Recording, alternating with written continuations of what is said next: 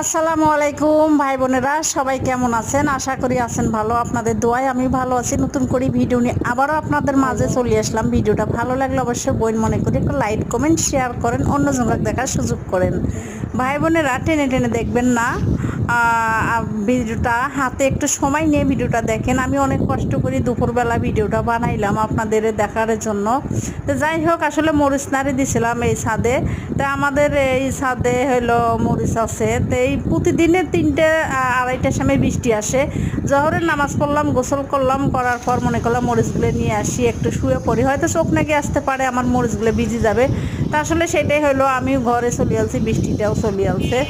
তো যাই হোক, দেখতে থাকেন। পাশের ছাদে কাপড় চোপড় নাড়ি দিছে। তো এই যে বৃষ্টি বলতেছে, তো এই যে আমি মরিচ নাড়ি দিছি, মরিচগুলো নিয়ে ঘরে আসলাম।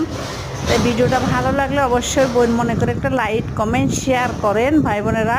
অনেক কষ্ট করে ভিডিও বানাই ভাই বোনেরা, তাহলে আপনারা একটু ভিডিওটা টেনে টেনে না